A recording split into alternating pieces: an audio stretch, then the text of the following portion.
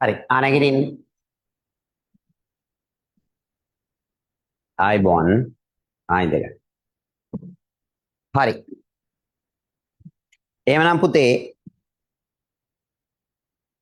අද දවසේ අපි 14 ඒකකය පතහා නිර්මාණ කියන මාතෘකාව කතා කරන්නයි සූදානම්. මාරම වැදගත් මාතෘකාවක් මේක. ඔයා පළවෙනි වතාවට හොඳට අහගන්න කියන දේ පළවෙනි වතාවට තමයි ඔයා මේ පාඩම සාකච්ඡා කරන්නේ. ඉතින් හොඳට අහගන්න මේ පාඩමේ ඔයාට නොතේරෙන තැන් තියෙන්න පුළුවන්. ඒ වගේම ගොඩක් දේවල් අලුතෙන් ඉගෙන ගන්න පුළුවන් මාතෘකාවක්. පතහා නිර්මාණ අපේ මාතෘකාව වෙන්නේ පතහා නිර්මාණ. ඒක ටිකක් අමුතුයි. හරිද? මේ වෙනකොට පාසලේ සමහර වෙලාවට ඔයා ඉගෙනගෙන ඇති. සමහර වෙලාවට කරමින් යන ඇති. හොඳයි. එහෙමනම් ඒ වගේම අපි ගිය සතියේ මේ ඔන්ලයින් එක තිබ්බේ නෑ.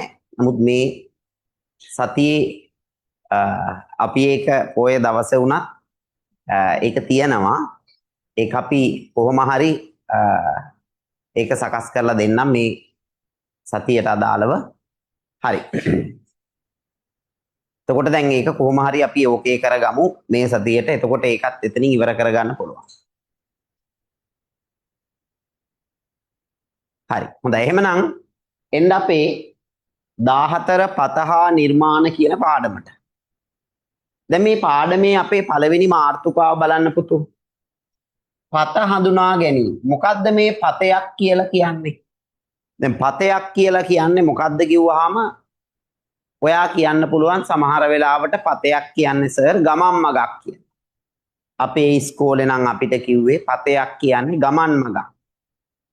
හැබැයි පුතේ මේ පතයක් කියලා කියන්නේ ගමන් මගක් කියන එක හරියටම අපිට කියන්න බෑ. පතයක් කියලා කියන්නේ හරියටම ගමන් මගක් නෙවෙයි. ඒක මෙන්න මේ විදියට හරියටවා තේරුම් ගන්න. මේ විදියට තේරුම් ගත්තොත් හරියට හරි. පතයක් කියලා කියන්නේ ගමන් මගක් නෙමෙයි. හරිද? පතයක් කියන්නේ මෙන්න මෙහෙම එකක්. මම මෙන්න මේ විදියට ඔයාලට තේරුම් කරනවා පොඩ්ඩක් බලන්න. ඔය පතේ හැඳින්වීම හරි අමාරුයි. බොරු කියන්න ඕනේ නෑනේ. ඔක හරි අමාරුයි ඔයාලට හැඳුන්වන්න. ඒ හින්දා තමයි පාසල් පද්ධතියේ සහ ටියුෂන් පන්තිවල ගුරුවරු ලේසියෙන්ම කියලා දානවා පතයක් කියලා කියන්නේ ගමන් මගක් කියලා. හැබැයි ගමන් මගකට වඩා වැඩි දෙයක් මේ පතේ කියන එකේ තියෙනවා. දැන් උදාහරණයක් මම කියනවා මෙන්න මෙහෙම. ඔන්න හොඳට අහගන්න මං කියන්නේ. මම ඔයාට කියනවා හරිද? මම ඔයාට කියනවා මේ පුතේ ඔයා ඉස්කෝලේ ඇරිලා ගෙදර යන මොහොත පොඩ්ඩක් මතක් කරන්න. ඉස්කෝලේ ඇරිලා ගෙදර යන මොහොතේ නිකන් ඔයා හිතන්න අන්න පින්සිපල් හරි විනයබාර ගුරුතුමා හරි ගේට්ටුව ගාව ඉන්නවා. දැන් මම මේ කියන දේ හොඳට අහගන්න. ඉස්කෝලේ ඇරිලා තියෙන්නේ සීනුව නාද කළා ළමයින්ට යන්න. පින්සිපල් ඉන්නවා ගේට්ටුව ගාව. දැන් ළමයි ටික එන්නේ කොහොමද? එක පේලියේ ලස්සනට එනවා නේ. එහෙම නේද? ලස්සනට පේලියේ යනවා නේද? අපි හිතමු පින්සිපල් නැති දවසක නම් මොකද්ද තත්ත්වේ බලා ගන්න පුළුවන්. මොකද්ද? ඔන්න කොල්ලෙක් තව කොල්ලෙක්ට ගහන්න දෙලවනවා. එක්ක ඔන්න කෙල්ල දෙන්නෙක් මරා ගන්නවා. එක්ක තව එකෙක් ගල් හොයනවා අරුට ගහන්න. තව එකෙක් කෙල ගහනවා. පොඩි උන් වැලි ගහ ගන්නවා. සමහරු වතුර ගහ ගන්නවා. සමහරු නිල් ගහ ගන්නවා. එතකොට එයාලට ඕන විදිහට යන්න. අන්න දැක්කද? අන්න ඒ සිද්ධිය පොඩ්ඩක් ඔයා බලන්න. එතනදී ඔයා දැක්කා අර මේ පින්සිපල්ගේ අවශ්‍යතාවයක් තිබ්බා. මොකක්ද අවශ්‍යතාවය? ඔයාව පේලියේ යවන්න. ඔයා ඒ අවශ්‍යතාවය ඉටු කරගෙන පේලිය ගියා. ඒ වගේම ට්‍රැෆික් පොලිසි මාමා කෙනෙක් බලන්න. පොලිසියේ මාමා කෙනෙක් ඉන්න වෙලාවට ලස්සනට එහාට යනවා මෙහාට යනවා හරි ලස්සන ලයිටුත් ගහලා පෙන්නනවා. ඕවර්ටේක් කරන්න එපා කියලා. පොලිස් මාමලා නැත්තම් ඊට පස්සේ අහරින් එන වාහනේට මෙහෙන් ඕවර්ටේක් කරනවා. ඊට පස්සේ වාහන දෙක ඉස්සරහා තියාගෙන ඇයි ඩෝ කියලා අහනවා. අරයා මොකද ඩෝ කියලා අහනවා. දෙන්න ඩෝ ගාලා මරා ගන්න. එතන විනයක් නැහැනේ. එතකොට දැන් එතනදී අර පොලිස් මාමා ඉන්නකොට ඒ වාහන රියදුරෝ මොකද්ද කළේ? පොලිස් මාමාගේ අවශ්‍යතාවය ඉටුවනසේ ගමන් කළා. අන්න මතක තියාගන්න පුතා. හරිද? කාගේ හරි මේ අවශ්‍යතාවයක් ඉටු කරගෙන අපි අපේ ගමන යනවා නම් අපේ පාත් එක අපේ ගමන් මඟ වෙනස් වෙනවා. හොඳට මතක තියාගන්න. එහෙනම් අපි පතයක් කියලා කියන වෙන මොකුත් නෙවෙයි. අපි පතයක් කියලා කියන වෙන මොකුත් නෙවෙයි. කිසියම් අවශ්‍යතාවයක් හෝ අවශ්‍යතා කීපයක්. අවශ්‍යතාවයක් හෝ අවශ්‍යතා කිහිපයක්. හරිද? ඉටු කරමින්. හරි? ඉටු කරමින් ගමන් කරන ලක්ෂ කුලකයක් නැත්නම් ලක්ෂ සමූහයක්. නැත්නම් ගමන් කරන ලක්ෂයක ගමන් මගක්. අපි කියනවා මොකක් කියලාද? කියන්නේ. අපි කියනවා මොකක් කියලාද? පතයක් කියලා. අපි කියනවා යාට පතයක් කියලා. ඔන්න දැන් තේරුණාද? පතයක් කියන එක පැහැදිලිද පුතෝ? පතයක් කියන්නේ මොකක්ද කියන එක පැහැදිලිද? තේරුණාද පතයක් කියන්නේ මොකක්ද කියලා? තේරුණා. එතකොට පතය කියලා කියන්නේ මොකක්ද කියන එක අන්න දැන් වැටහුණා. දැන් හොඳම උදාහරණය මම කියන්නම්කෝ. දැන් ඔන්න ඔයා ගෙදර යනවා. ඔයා ගෙදර යනකොට අන්න අම්මා කියනවා අම්මා අපි හිතමු ඔයාට කෝල් එකක් දෙනවා. පුතේ ආච්චි අම්මලාගේ ගෙදරින් හරිද? අන්න පොලොස් කෙඩියක් තියෙනවා ඒකත් ඉල්ලන් එන්න. දැන් ඔයාගේ ගමන් මාර්ගය වෙනස් වෙනවද නැද්ද? වෙනස් වෙනවා. ඔයා අර කෙලින් පාරේ යන්න හදපු ඔයා ආච්චි අම්මලාගේ ගෙදර ගිහිල්ලා පොලොස් ගෙඩියත් උස්සගෙන තමයි යන්නේ. අන්න දැක්කද? පැහැදිලිද? හරිද? ඒනකොට අයියා කියනවා සමහරට මොකද්ද? නංගී මල්ලියේ රීලෝඩ් එකක් දාන්න වරේ. අන්න එතකොට ඔයාගේ ආයෙ ගමන වෙනස් වෙනවා. ආයෙ ඔයාගෙන් කඩේට ගිහිල්ලා රීලෝඩ් එක. අන්න මතක තියාගන්න අපි අපේ ජීවිතේත් එහෙමයි. කාගේ හරි අවශ්‍යතා ඉටු කර යනකොට අපේ ගමන් මාර්ගේ එක්ක හොඳට වෙනස් වෙනවා නැත්නම් නරකට වෙනස් වෙනවා. එතකොට ගුරුවරයෙක්ට පුළුවන් ඔයාගේ ජීවිතේ ඔයාගේ පතය වෙනස් කරන්න. සැර අම්මා කෙනෙක්ට පුළුවන්. සැර තාත්තා කෙනෙක්ට පුළුවන්. ඔයාගේ ජීවිතේ ටර්නින් පොයින්ට් එකක් අරගන්න. ඒ කියන්නේ ඔයාගේ ගමන් ඔයාගේ ජීවිතය වෙනස් කරන්න. දැන් ඔයා අම්මව බය කළොත් ඔයා තාත්තා බය කළොත් කවදාවත් ඔයාගේ පතය ලස්සන වෙන්නේ නැහැ. අන්න මතක තියාගන්න.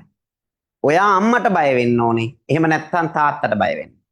එහෙම නැත්නම් කවදාවත් ඔයාගේ ජීවිතේ ලස්සන පතයක් උදා වෙන්නේ නැහැ.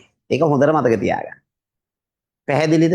දැන් ඔයා අම්මව බය කරන අවස්ථා තියෙනව නැද්ද? බය කරන අවස්ථා තියෙනවා. දැන් ගමනක් යන්න කිව්වහම සමහර වෙලාවට ෆෝන් එක ඉල්ලනවා. ගේමක් ගහන්න. අම්මා බෑ කියනවා. තාත්තා දෙන්න එහෙම වා කියලා කියනවා. එතකොට ඔයා මොකද කරන්නේ? අම්මා බය කරනවා. එපා. මට කන්න ඕනේ නැහැ. මං කන්නේ. මම මොකටද කන්නේ? අන්න කන්නේ නැහැ. පුතේ රෑ වෙලා නේද? කන්නේ නැද්ද? නෑ මං කන්නේ. මැරිච්ච දෙයි. මට ඕනේ නැහැ. ඒකත් එක්තරා බය කිරීමේ ක්‍රමයක්. දුවේ අර මල ගෙදර යන්න බෑ මම යන්නේ නැහැ. ඇයි මං කිව්වේ ඇඳුම අරන් දීලා නෑනේ මට. මම යන්නේ. ඒවත් එක්තරා විදිහක අම්මා තාත්තව බය කිරීමේ ක්‍රම. ඉතින් අම්මා තාත්තා ඒකට බය වෙලා හා පුතේ හා ඔයා යන්නකෝ මම ෆෝන් එක දෙන්න. එහෙම කිව්වොත් අන්න එතන තමයි ඔයාගේ පරාජය. මතක තියාගන්න අම්මා හරි තාත්තා හරි ගුරුවරයෙක් හරි ඔයාගේ ජීවිතයේ සැරට ඉන්නවා නම් අනිවාර්යෙන් ඔයා වාසනාවන්තයි. පැහැදිලිව තේරුම් ගන්න. හරිද? ගුරුවරයා දඬුවම් කරන්නේ වැරදියට නෙවෙයි. ඔයාව හදන්න. පුංචි කාලේ මාත් වැඩ කළේ නේ. මට මතකයි කුඩගම්මන ඉස්කෝලේ ඉන්න කාලේ. හරිද? මට හිටියා රත්නසිරි සර් කියලා සර් කෙනෙක් බුද්ධාගම ඉගෙනුවේ. මමත් කළේ අර ගෑල් ළමයිට මේ ගලකින් ගහනවා බෝතලයකින් ගහනවා කොල්ලෙක්ට. කොහොම තමයි හිටියේ. එච්චර ගණන් ගත්තේ නැහැ. ඔය 8 දී 9 දී පුතා රත්නසිරි සර් නෝට් එකක් දුන්නා ලියන්න කියලා. පළවෙනි වතාවටම එන්න කිව්වා. මේ පළවෙනි දවසේම එන්න කිව්වා. ඒ කියන්නේ පළවෙනි දවසේම තමයි සර් මට එදා හම්බුනේ. පන්තියට ආවේ. මමත් හිතුවේ එච්චර ගණන් ගත්තේ නැහැ. නෝට් එකක් ලියන්න කිව්වා මං කයිවාරු ගා හිටියා. මොනවද පුතා කෙලීම ළඟට ආව නැකෙට්ටෙව්වා. හරිද? බැලුවා නෝට් එක මම ලියලා නැහැ. පුතා කෙලින්ම දෑත බදලා දුන්නා හොඳ සුපිරි කණේ පාරක්. සර්ගේ සාමාන්‍යයෙන් ඔරලෝසුව ලොකුවට තියෙන්නේ. එන ලොකු ඔරලෝසුවක්. ඉබ්බෙක් වගේ එන ලොකු ඔරලෝසුවක් තියෙන. ඒ ඔරලෝසුව චේන් එකක් වගේ පල්ලෙහාට එල්ලෙනවා. පුතා ගහවු පාර ඔරලෝසුව තමයි වැදුනේ මෙතන.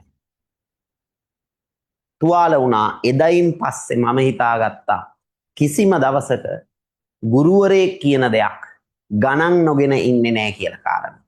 එතනින් තමයි මගේ ජීවිතේ වෙනස් වුනේ. ඒ ගුරුවරයා අද නැහැ. හැබැයි මම අදටත් ඒ ගුරුවරයාට බොහෝම ගෞරවයෙන් මතක් කරනවා. ඒ ගුරුවරයාට එදා මම මේ වෛර කළා. හැබැයි මගේ ජීවිතේ මේ තත්වය දක්වා වාසනාවන්ත කළේ ඒ ගුරුවරයාගේ කනේ පාරෙන් කියලා මට මතක් වෙනවා. තේරුණාද? ඒ නිසා ගුරුවරු දඬුවම් කරන්නේ ඔයාව හදන්න වෛරකින් නෙවෙයි. ඒ හින්දා ඔයා දැනගන්න ඕනේ ඔයාගේ ජීවිතය සකස් කරගන්න. හොඳයි. එහෙනම් අපි පතය ගැන දැන් ඉගෙන ගත්ත දේ ලියාගමු. හරිද? හොඳයි. බොහොම හොඳයි. කට්ටිය බොහොම උදෙන් අද සම්බන්ධ වෙන්නේ. බොහොම ආඩම්බරයි. ලියන්න. ලියාගමු පතය ගැන ලියන්න. එහෙම දැන් අවශ්‍යතාවයේ ඉටු කරගෙන දෙන්නේ ඔය. මේ බලන්න. ලියාගන්න. ලියන්න. හරි නේද? ඔන්ලයින් දුවල පුතාලට ඇහෙනවනේ අවුලක් නැහැනේ. හරි. හරි. එහෙමනම් ලියා ගන්න මෙහෙම කිසියම් ලියන්න කිසියම් අවශ්‍යතාවයක්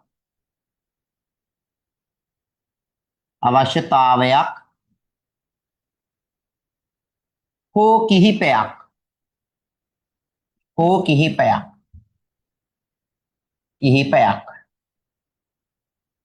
කිසියම් අවශ්‍යතාවයක් හෝ කිහිපයක් ඉටුවනසේ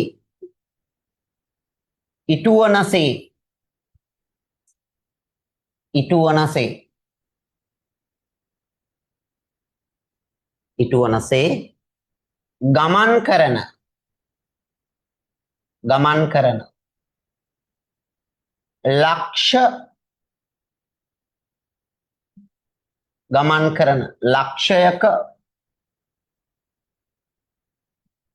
ඉටුවනසේ ගමන් කරන ලක්ෂයක අපි ලක්ෂයක් කියලා කියන්නේ කුඩා ස්ථානයක්. අපි තිතක් කියලා කියනවා. හරිද? ගමන් කරන ලක්ෂයක ගමන් මග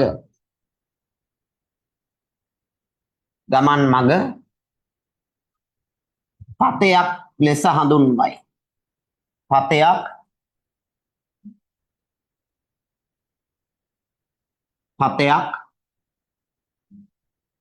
ලෙස හඳුන්වයි. පතයක් ලෙස හඳුන්වයි.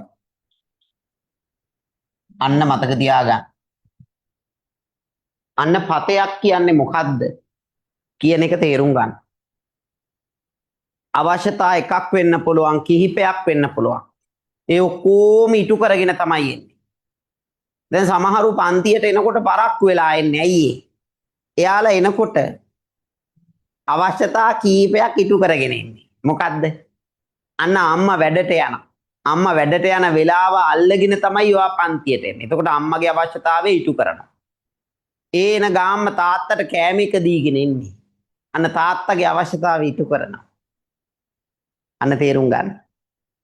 හරිද? ඒන ගාම්ම අයියාව බස් එකට දාගෙන ඉන්නේ. ඒතර බස් එකට දානවා කියන්නේ අයියා අවශ්‍යතාවය ඉටු කරගෙන ඔයා එද්දි පරක් වෙනවා. අන්න දැක්කද? අන්න ඒකයි ඒ කියන්නේ. අවශ්‍යතා එකක් නෙමෙයි කීපයක් වෙන්න පුළුවන්.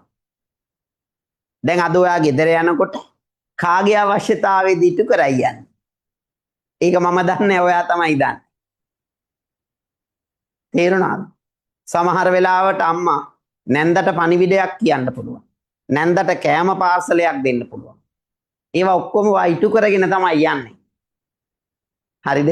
එහෙමනම් ඒ ගමන් කරන ගමන් මගට තමයි අපි පතයක් කියන්නේ. දැන් ඕකෙදි කියවුණා හරි ලස්සන දෙයක් ලක්ෂයක් කියලා. සුදු ලක්ෂයක් කියන්නේ මොකද්ද? මොකද්ද මේ රුපියල් ලක්ෂයක්ද? මොකද්ද මේ අනේ ලක්ෂයක්? මොකද්ද මේ ලක්ෂේ? ලක්ෂ කියන්නේ තිතක්. සුදු තිතක් කියන්නේ මොකද්ද? ගණන් වලදී කොහෙද තිත්? මේ ගොඩාක් අය අහන ප්‍රශ්නය. ගණන් වලදී කොහෙද තිත්? පුතා අපි ලක්ෂයක් කියලා කියන්නේ මතක තියාගන්න. ඔය ගන්න තිතක් නැත්නම් ඕක කුරුලෑවක් තිතක් එහෙම එකක් නෙවෙයි ඔය. මතක තියාගන්න අපි ගොඩාක් දේවල් දිහා බලන්නේ උඩුගුවනේ සිට. හොඳට අහගන්න. කොහේ ඉඳන්ද? උඩුගුවනේ සිට. ඒ කියන්නේ උඩුගුවන් දර්ශන විදිහට. උඩුගුවනේ සිට. එතකොට ඔයා දන්නවා Google Map එකකින් නැත්නම් Google එකෙන් බලනකොට හරිද? අපේ පොළව දිහා අන්න ගොඩාක් දේවල් ඔයාට පේන්නේ තිත් වගේ. සමහර වෙලාවට ගෙයක් තියෙනවා. ඒ ගේ පේන්නේ තිතක් වගේ. සමහරට ලොරියක් යනවා. අපිට පේන්නේ තිතක් යනවා වගේ. සමහරට වැවක් තියෙනවා. උඩු ගුවනට යනකොට අපිට පේන්නේ ඒ වැව තිතක් වගේ. ඔන්න ඕවට තමයි අපි ලක්ෂ කියලා කියන්නේ. නැතුව මේ ගණිතයේදී වෙනම ලක්ෂ නැහැ. ඒක ඔයාට කියලා දෙන්න ඕනේ. හරිද? දැන් ගහක් හිටවලා තියෙනවා. උඩ ඉඳන් බලපුවාම අපිට ගහේ පේන්නේ අර කොළ ටික විතරයි. ඒක පේන්නේ තිතක් වගේ. අපි උඩ ඉඳන් බලපුවාම අපිට ලිඳක් පේන්නේ තිතක් වගේ. නවත්තලා තියෙන වාහනයක් පේන්නේ තිතක් වගේ. ගමන් කරන වාහනයක් පේන්නේ ගමන් කරන තිතක් වගේ. එහෙනම් මතක තියාගන්න අපි මේ පාඩමේදී කතා කරනවා ලක්ෂ ගැන. ලක්ෂයක් කියලා කියන්නේ වෙන මොකුත් නෙමෙයි. අපි එදිනෙදා අපිට හම්බෙන දේවල්. සමහරට මිනිහෙක් ඉන්නවා ඉඩමක නැත්තම් පාරක. හැබැයි අපි උඩේ ඉඳන් බලනකොට මිනිස්සයව අඳින්නේ අපි අඳින්නේ යාගේ ඔළුව එහෙම නැත්තම් තිතක් විදිහට. අන්න මතක තියාගන්න. පැහැදිලිද? තිතක් විදිහට ලකුණු කරන්න. එහෙනම් ඒක අපි ලියාගමු මේ විදිහට. ලියන්න මෙහෙම ගමන් මග පතයක් ලෙස හඳුන්වයි. ලියන්න මෙහෙම. ලියන්න මෙහෙම. ලියන්න උඩුගුවනේ සිට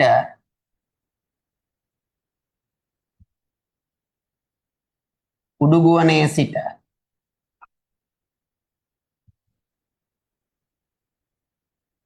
පොළොව නරඹන විට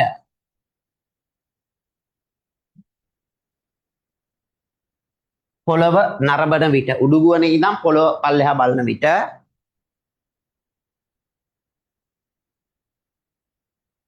අපි දකින විවිධ වස්තු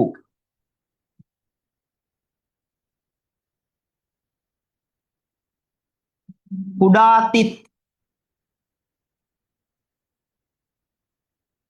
ලෙස පෙනෙන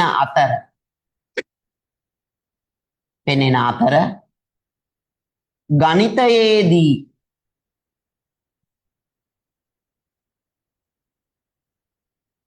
එම තිත් ලක්ෂ ලෙස හඳුන්වයි. මාරම වැදගත් අදහසක්. පට්ටම වැදගත්. ලක්ෂ. මම දන්නේ කිසිම ගණිත ගුරුවරයෙක් මේ පැහැදිලි කිරීම කරයි කියලා. ලක්ෂ ලෙස හඳුන්වයි. පාඩම උගන්වනවා පාඩම ඉවර වෙනකන් ළමයා දන්නේ ලක්ෂයක් කියන්නේ මොකක්ද කියලා. පාඩම ඉවර වෙනකන් ළමයා දන්නේ පතයක් කියන්නේ මොකක්ද කියලා. ඕක තමයි ඇත්ත. පැහැදිලිද? ඒක තමයි ඇත්ත. ඒක ළමයා දන්නේ නැහැ. හරිද? ලක්ෂයක් කියන්නේ මොකක්ද? පතයක් කියන්නේ මොකක්ද?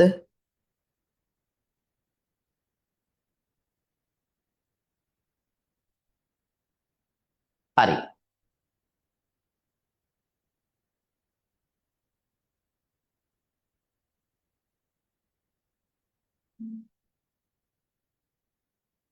පැහැදිලිද? එහෙනම් ඔන්න මං හිතන්නේ ඉතාමත්ම ලස්සනට වැඩේ පටන් ගත්තා. ඒක මං හිතන්නේ පට්ටම වැදගත්. එහෙනම් ඔන්න අපි ඊළඟට එනවා. හරිද? ඊළඟ මාතෘකාව අපිට ප්‍රධාන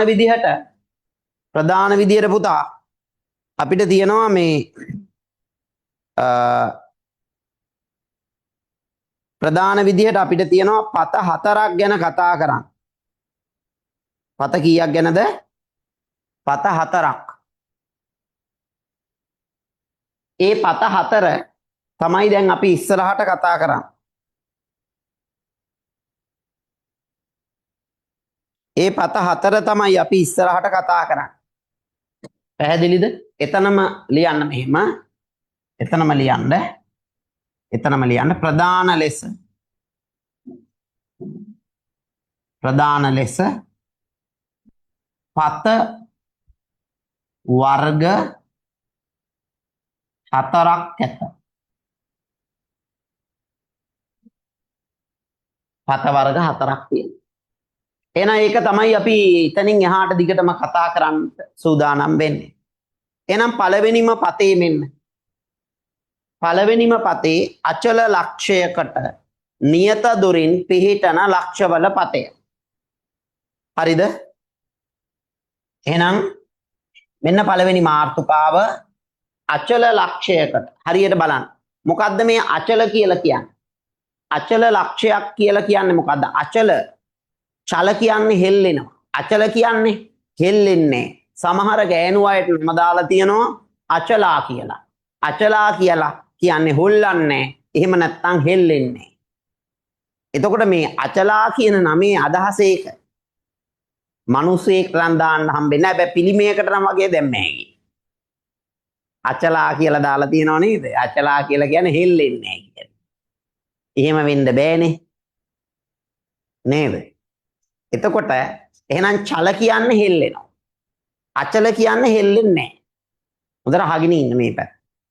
හරි එහෙනම් චල ලක්ෂයකට, ඒ කියන්නේ ගමන් කරන ලක්ෂයකට, අචල ලක්ෂය. අචල කියලා කියන්නේ හෙල්ලෙන්නේ.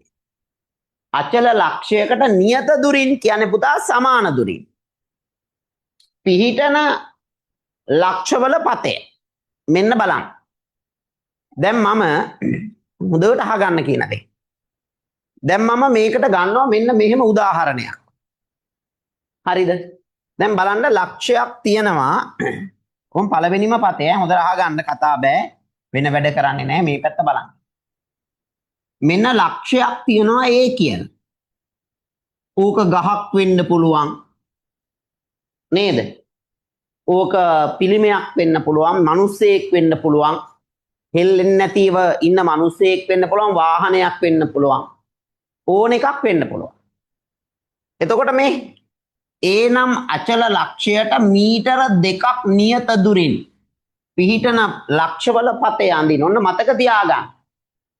ලක්ෂයකට නියත දුරින් කියලා කියන්නේ හැම වෙලාවෙම සමාන දුරින්. දැන් අපි හිතමු මෙන්න මෙතන කෙනෙක් ඉන්නවා.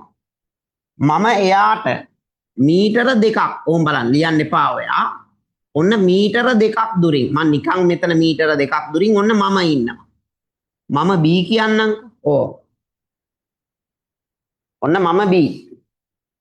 හරිද? ඔන්න මම B. මම මේක ඔන්න ওই විදිහට තියනවා. මම ටික වෙලාවකදී බලන්න මම මෙයාට මේ මීටර 2 තියාගෙන මම මේ පැත්තට යනවා. ඔන්න බලන්න. මම මේක ටිකක් ලොකුවට අඳින්නම්. ඔය විදිහට ඕම් බලා ගන්න. ඊට පස්සේ අපි නෝට් එක ලියමු. ඒකේ තාම නෝට් එක ලිව්වේ නැහැ. මේන් බලන්න. එන්න මෙතන තියෙනවා ඔය A කියලා ලක්ෂය. එතකොට එතන ඉඳන් හරිද? මෙතෙන්ට මීටර 2ක් කියන්නකො. ඔන්න මීටර 2ක තියෙනවා B කියලා ලක්ෂය. ඒතර A ලක්ෂයේ හොල්ලන්නේ නැහැ, හිල්ලෙන්නේ නැහැ. ඒක අචලයි. B කියන එක චලයි. දැන් ඒව මැද තියාගෙන B මොකද කරන්නේ? තව ටික වෙලාවක් යනකොට B මේන් බලන්න B මෙන්න මෙතෙන්ට එනවා. හැබැයි B මෙතෙන්ට ආවත් ඒ දෙන්න අතර තියෙන දුර කීයද? මීටර 2ම තමයි. 2ම මීටර 2යි. තව ටික වෙලාවක් බලනකොට B මෙන්න මෙතෙන්ට එනවා. හැබැයි එතෙන්ට ආවත් මතක තියාගන්න ඕනේ ඒ දෙන්න අතර දුර මීටර 2යි. තව ටික වෙලාවක් යනකොට B කියන කෙනා මෙතෙන්ට එනවා. හැබැයි මෙතෙන්ට ආවත් මතක තියාගන්න ඕනේ ඒ දෙන්න අතර දුර මීටර 2යි. තව ටික වෙලාවකදී බලනකොට B ඇවිල්ලා මෙන්න මෙතෙන්ට එනවා. හැබැයි එතනදිත් ඒ දෙන්න අතර දුර මීටර 2යි. තව ටික වෙලාවක් යනකොට B මෙන්න මෙතෙන්ට ඇවිත්. ඒ බලනකොටත් ඒ දෙන්න අතර මීටර 2යි. තව ටික වෙලාවකදී B මෙතෙන්ට ඇවිත්. ඒ දෙන්න අතරත් දුර මීටර 2යි. තව ටික වෙලාවක් බලනකොට B මෙතෙන්ට ඇවිත්. එහෙනම් අපිට හොඳටම පේනවා ලක්ෂයකට සමදුරින් නියත දුරින් ගමන් කරන්නේ වෙන කවුරුත් නෙවෙයි වෘත්තාකාර ගමන් මාර්ගයක්. ඔන්න දැන් ඔහෙලට පේනවා. දැක්කද? වෘත්තාකාර ගමන් මාර්ගයක්. දැක්කද? හැම වෙලාවෙම A කියන කෙනාට මීටර 2ක් දුරින් B ගමන් කරන්නේ. එතකොට B ගේ ගමන් මග A ගේ නෙවෙයි බබා B ගේ ගමන් මග වෘත්තයක්. එහෙනම් වැඩේ පටන් ගමු. right? එහෙමනම් ඉස්සෙල්ලාම නෝට් එක ලියලා ඉමු. ලියන්න මෙහෙම. ලියන්න මේ විදිහට සටහන ලියන්න. ලියන්න අචල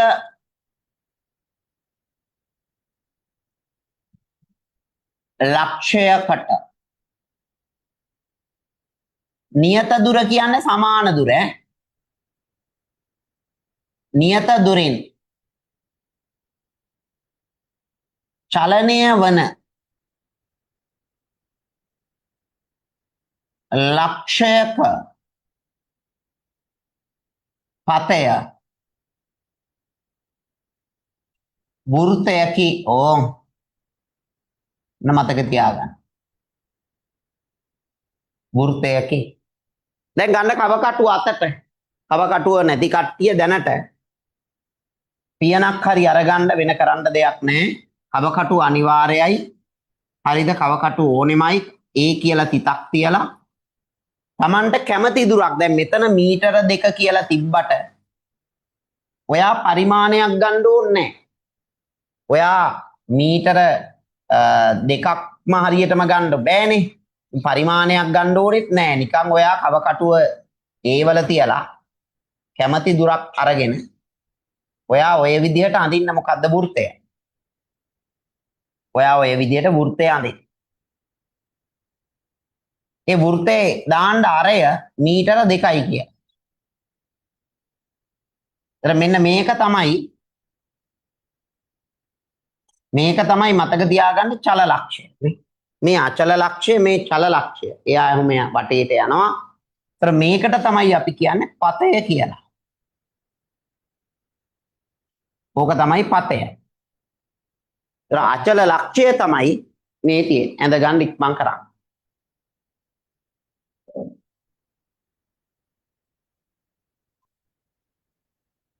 කතා බෑ. Tamanට අවශ්‍ය දේවල් ටික තමන් ගාව තියෙන්නට ඕනේ. දැන් තමන්ගේ පැමිණීම පිළිබඳව වේලාව පිළිබඳව මීට වඩා සැලකිලිමත් වෙන්න ඕනේ අනිවාර්යෙන්. ටිකක් කලින් නැගිටින්න ඕනේ. හැමදාම පරක් වෙලා නැගිටලා බෑනේ. කීයටද නැගිටින්නේ? 6ට. අනේ ඔන්න දැක්කද? අද කාලේ හැදෙන ගෑනු ළමයි. අද කාලේ හැදින්නේ නැති ගෑනු ළමයි. නැගිටින්නේ 6ට. පන්තියේ තියෙන්නේ 7ට. කීයටද නැගිට්ටේ? 6:08. අනේ හොඳයි. ෆෝන් දැක්ක නේද?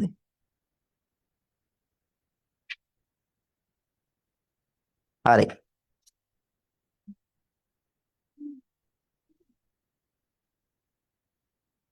කවකටුවේ අඳින්න කලින් කවකටුවයි යකඩ තුඩයි එකම ලෙවල් එකට අරගන්න. අරගෙන කව කටුව ටිකක් තද කරගෙන අඳින්න නැත්තම් ඇඳ ගන්න බෑ.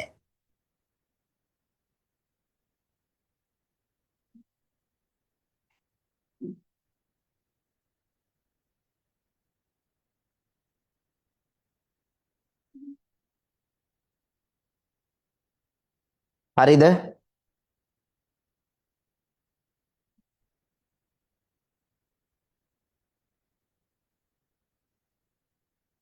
හරි. ඊළඟ එකට එන්න. දැන් මේවා පැන්සලෙන් අඳින්නේ මේක දාගන්න මෙතන A කියලා දාන්න. මේක මීටර 2යි කියලා දාන්න. පතේ කියලා දාන්න.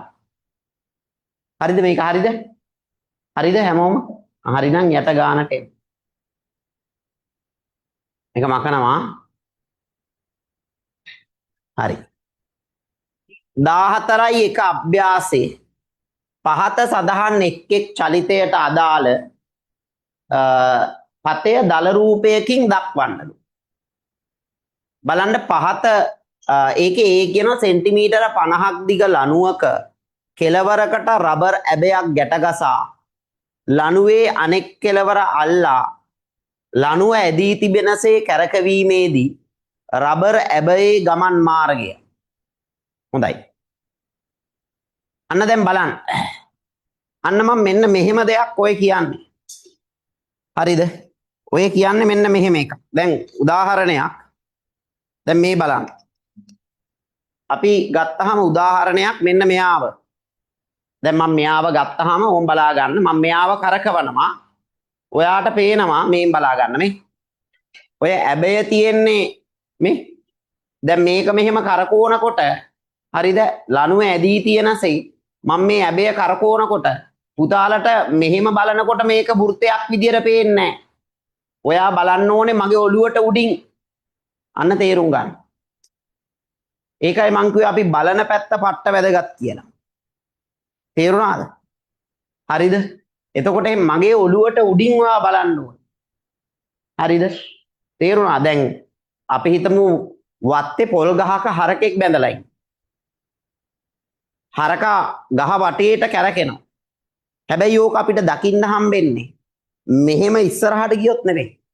පොල් ගහට උඩින් බැලුවොත් හරකා වෘත්තාකාර ගමන් මාර්ගයක යනවා කියලා පේනවා. අන්න තේරුම් ගන්න. අපි බලන පැත්ත අතිශය වැදගත්. එහෙනම් ඔය කියන පොයින්ට් එක මම මේ විදිහට ලකුණු කරනවා බලා ගන්න. මේ විදිහට ලකුණු කරලා හරිද? කඹය මම මේ විදිහට ගන්නවා. ඒතර මේක සෙන්ටිමීටර 50යි. ඒතර මේ කඹේ හරිද? කෙළවරට රබර් ඇබය ගැට ගහලා මම මේක කරකවනවා. එහෙනම් ඒක ඇඳ ගන්න. මේකට තමයි අපි පතේ කියලා කියන්නේ. ඒතර මේක තමයි අර කියන ඇබය. ඇබය. ඒක තමයි ඇබය. හරිනේ?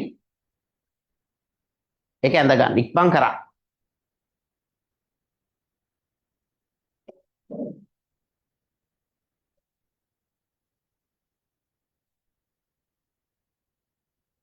දැන් කව කටු ඕනේ පන්තියට එනකොට.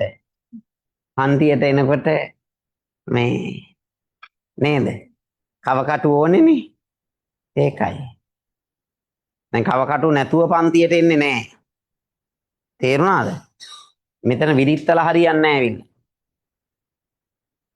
ඇවිල්ලා මොකද කරන්නේ? කව කටුත් නැහැ, පැන්සලුත් නැහැ, මකනත් නැහැ. මෙතන ඇවිල්ලා හතර හන්දි ගැලවෙන්න විරිත්තනවා.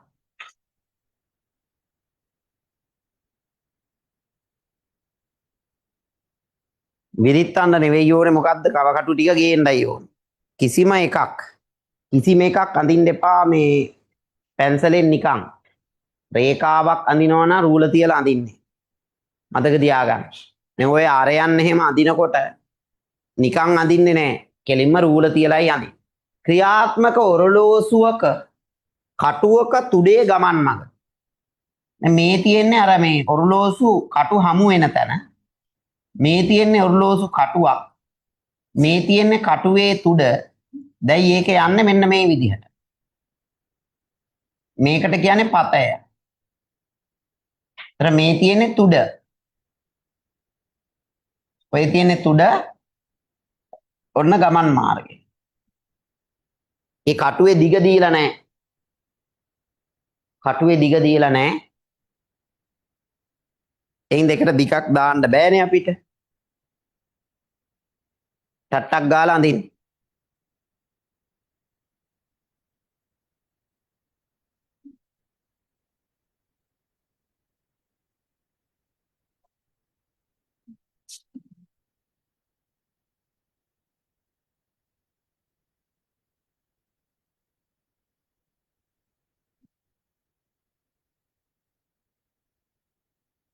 ඕ නැන්ද? ඒකනේ ඕන් දැන් බාන්න පොඩ්ඩක් විශාල සද්දයක් ආවනේ. දැක්කද? ඇහුණා නේද ඔන්ලයින් අයට? ඒ ඇහුනේ මේ එක ළමේ කව කටුවක් නොගැනීමේ ආනිසංස. කව කටු ගෙනාවද? කටකලි? හරි. ඔයාගේ වෘත්තේ පිට යනවද? පොඩි කරලා අඳින්න. සමහරුන්ට පොඩියට ඇඳ ගන්න බෑ. සමහරුන්ට ලොකුවට ඇඳ ගන්න බෑ. සමහරුන්ට පිට යනවා වෘත්තය. සමහරුන්ට වෘත්තයක් ඇඳ ගන්නත් බෑ. දැන් කව කටුව පාවිච්චි කරනකොට මතක තියාගන්න ඕනේ මය පුතාලා. කව කටුව පාවිච්චියට පෙර කව කටුවේ යකඩ තුඩයි පැන්සල් තුඩයි එකම ලෙවල් එකට තියනවද කියලා බලලයි හරිද වෘත්තය අඳින්නේ. පැහැදිලිද? දැන් බැරි වෙලා හරි පැන්සල් තුඩ කව කටු තුඩට වඩා චුට්ටක් හරි කෙටි වුණොත් වාට ඇඳ ගන්න බෑ. තේරුණාද? හරිද? දැන් ඒක එහා පැත්තේ අර ඉඩ තියෙනවා අඳිනවා නම් එහා පැත්තේ ඉඩ තියෙනවා අයිනෙන් උනත් අඳින්න පුළුවන්. හරි. එතකොට එහෙමනම් ඒක හරිද? ඒකත් හරි. ඊළඟට මොකද මේ අපි කවකටු පාවිච්චිය ඉගෙනුවේ 7 වසරේදී ඈ මතක තියාගන්න. ඊළඟට අපි බලමු පෙරහැරක ගිනි පන්දම් කරකවන්නෙකුගේ පන්දමේ ඇති ගිනි බෝලයක ගමන් මග. දැන් මේ ගිනි බෝල කරකවන අය දැකලා තියෙනවද? ඔව්. ඒ ගිනි බෝලය කියන එකේ අදහස අර ගිනි රවුම කියන එක නෙවෙයි මෙතන. දැන් ඔයා දැකලා තියෙනවා මෙන්න මෙහෙම කෝටුවක් අරගෙන දෙපැත්තට ගහනවා මොනවද? ගිනි පන්දම් දෙකක් නේ. පන්දම් දෙකක් දාලා ඔහොම කරකවන්නේ නේ. දැකලා තියෙනවනේ. ඔහොම කරකවන්නේ. ඕන් ඔහොම. ඕක තමයි අපි ගිනි බෝලය කියන්නේ. හරිද? එතකොට පන්දම් කරකවනවා කියන්නේත් ඒකයි. හැබැයි ගිනි රවුමක් කියලා තව එකකුත් තියෙනවා. එතකොට ඔයා කරන්නේ ඉස්සෙල්ලාම මෙහෙම ලකුණු කරලා මුලින්ම මෙහෙම ලකුණු කරන්න. ඔන්න කේන්ද්‍රයේ ලකුණු කරලා ඊට පස්සේ මේ කව කටුව මෙතන තියලා ඇඳ ගන්න ඕම වෘත්තයක්. ඇඳලා ඊට පස්සේ පන්දම අඳිමු. පන්දම මම නිල් පාටින් අඳිනවා මෙන්න මේ විදිහට. ඒක ඕන පැත්තකට ඇඳ හැකි. මේ පැත්තේ තියෙන්නේ ගිනි බෝලයක්. මේ පැත්තේ තියෙන්නේ ගිනි බෝලයක්. එතකොට මේ තියෙන්නේ ගිනි බෝල.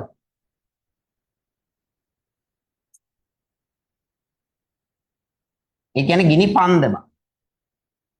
හරිද? එතකොට මේ පැත්තේ ගිනි පන්දමක් තියෙන්නේ. මේක තමයි පතය. හරිනේ? ඉතින් පන්දම කරකවන්න තමයි මැද ඉන්නේ. පන්දම් කරු තමයි මේ මැද ඉන්නේ. හරි? එයා මැද ඉඳන් තමයි මේක කරකවන්නේ.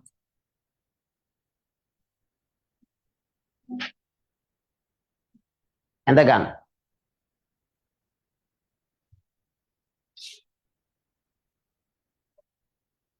හරි. ඊළඟ එක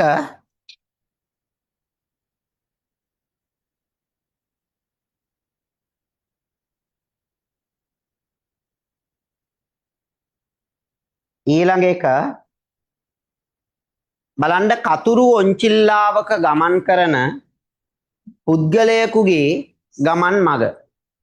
කතුරු ඔන්චිල්ලාවක ගමන් කරන්නේ කොහොමද කියන්නකෝ. මේ පැත්ත. දැන් කතුරු ඔන්චිල්ලාව දැකලා තියෙනවද ඔයාලා? ඔව් දැන් කතුරු ඔන්චිල්ලාව ගත්තාම මෙන්න මේ වගේ කතුරු ඔන්චිල්ලාවක් ගත්තාම මේ වගේ රවුම් හැඩයක් තමයි පේන්නේ.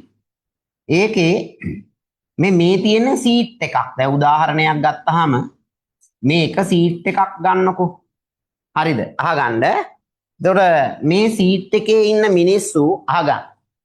හරිද? ඉඳගෙන ඉන්නේ මේ මිනිස්සු මෙන්න මේ විදියට ඇවිල්ලා. මේ විදියට ඇවිල්ලා මෙහෙම ඇවිල්ලා මෙන්න මෙතෙන්ට එනවා. මතක තියාගන්න මේ මිනිස්සු මේ දැන් මෙතන ඉන්න මිනිස්සු මේක කරකවනකොට ඔහොම ගිහිල්ලා ඔළුවෙන් අනිත් පැත්තට හැරිලා යටි පැත්තට හැරිලා මෙතන ගිහිල්ලා අනිත් පැත්තට එහෙම වෙන්නේ නැහැ. එහෙම වෙන්නේ නැහැ. දැන් මෙතන ඉන්න කතුරු ඔන්චිල්ලාවේ ඉන්න මිනිස්සු හරිද උඩට යනකොට ඔළුව අනිත් පැත්තට හැරෙන්නේ නැහැ. කියන්නේ ඔළුව පහළට එන විදියට කරකෙන්නේ නැහැ. මොකද මේ කතුරු ඔන්චිල්ලාවේ තියෙන හරිද ඒ ක්‍රමවේදය නිසා හැම වෙලාවෙම අපිව දැන් මෙහෙම ඉන්නවා නම් අපි හරිද අපි මෙහෙම ඉන්නවා නම් කතුරු ඔන්චිල්ලාව යන්නේ මේ විදියටම තමයි. ඕන් ඔහොම යන්නේ. ඕන් ඔහොම. එහෙම නැතුව කතුරු ඔන්චිල්ලාව ඔහොම ඇවිල්ලා අපි අනිත් පැත්තට හැරිලා එහෙම නම් ඉතින් මේ ගවුමක් ඇඳන් තරමක් ඇඳන් එහෙම කතුරු ඔන්චිල්ලාව යන්න හම්බෙන්නේ ආත්මෙට. ඇයි ඔළුවට වැටෙනවා තරම. ඇයි අනිත් පැත්තට හැරෙනවනේ මිනිස්සයා. එහෙම වෙන්නේ නැහැ. එහෙම වෙන්නේ නැහැ මතක තියාගන්න. ඒතර මෙතන මේක තමයි පතය. හරිනේ? ඒකත් ඇඳ ගන්න. කතුරු තියෙන ඔන්චිල්ලාව කතුරු ඔන්චිල්ලාව ලෙස හඳුන්වයි කියලා කියන්න එපා. එතන අර කතුරු කියන්නේ කතුරු හැඩයට, හරස් හැඩයට ලී හදලා තියෙන හිඳයි කතුරු කියලා කියන්නේ.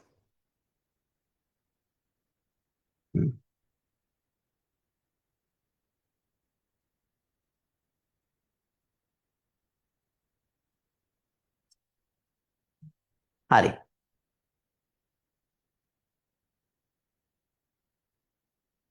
ඊළඟ එක බලන්න F එක.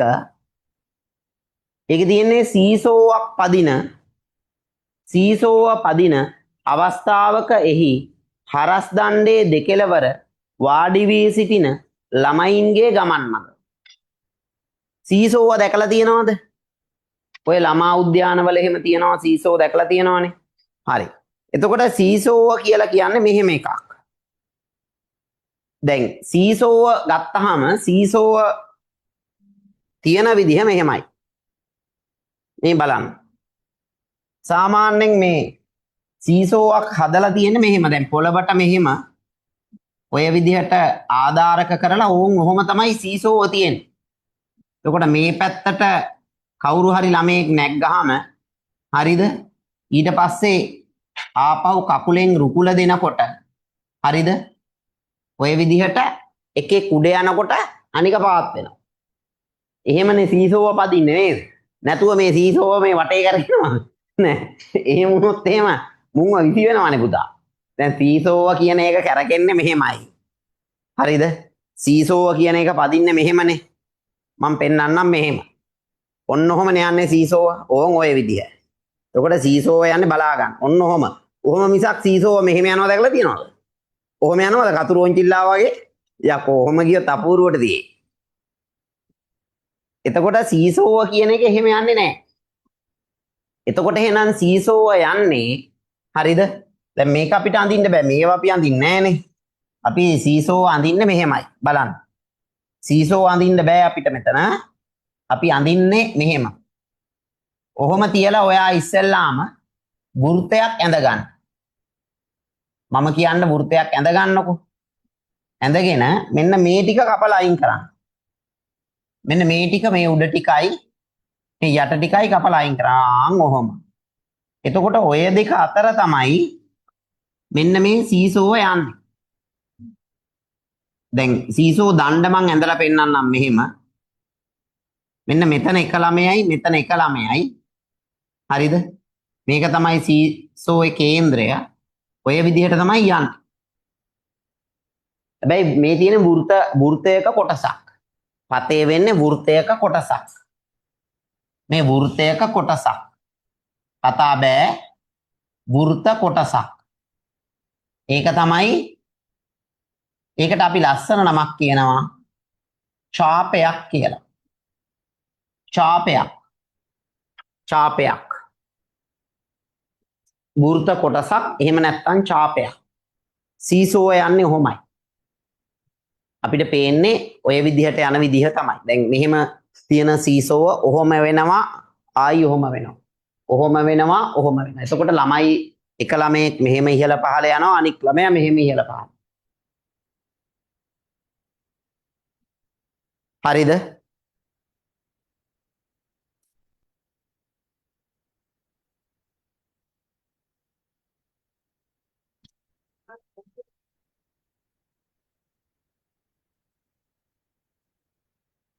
හරි.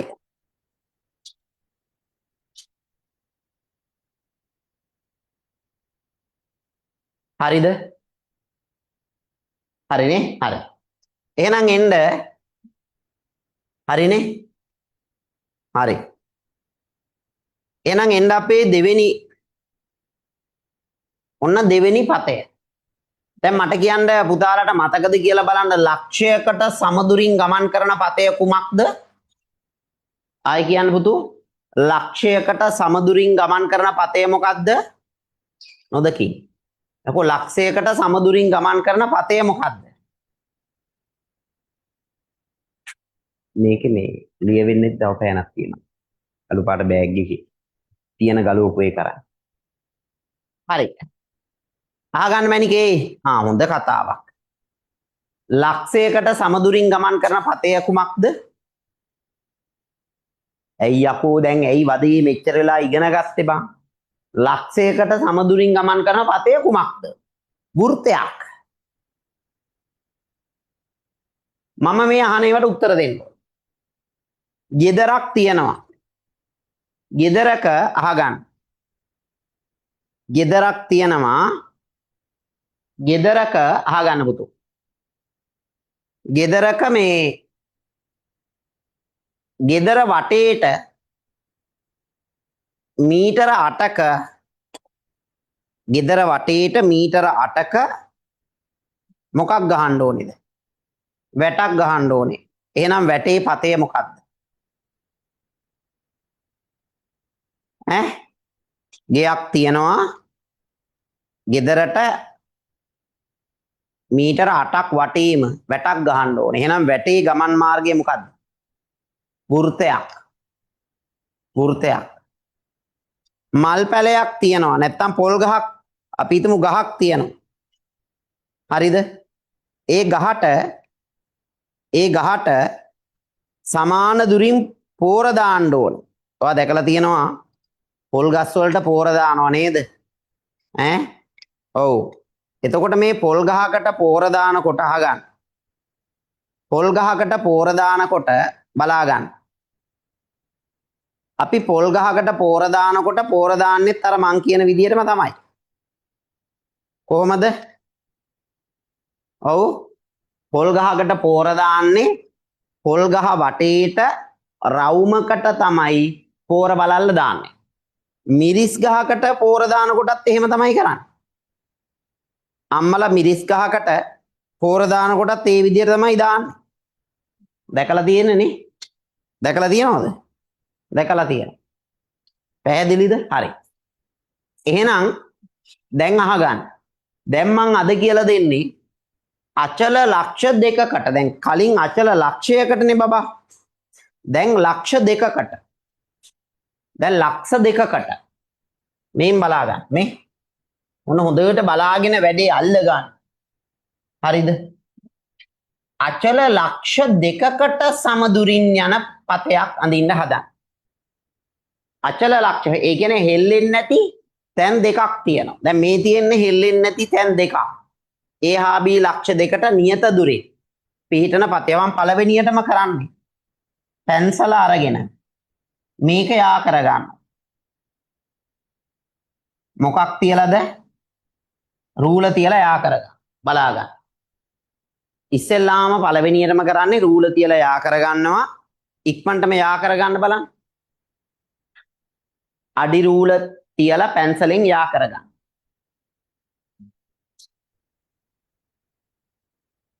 හරි. දැන් ඊළඟට ඔයාගේ ගන්න මෙන්න මේ විදියට කබ කටුව. මේ කබ කටුවේ මෙතන නට් එක බුරුල් නම් මෙතන නට් එක බුරුල් නම් ගෙදර අම්මා හරි තාත්තා හරි අයියා හරි ඉන්නවා නම් ඔයාට අතපය තුවාල කරගන්න නැතුව මේ නට් එක තද කරගන්න. හරිද? මේකට අර පොඩි නට් එකක් දාලා පොඩි නියනක් දාලා මේක තද කරගන්න පුළුවන්. මේක හැම වෙලාවෙම ඔහොම හෙල්ලෙනවා නම් මේක අඳින්න බෑ.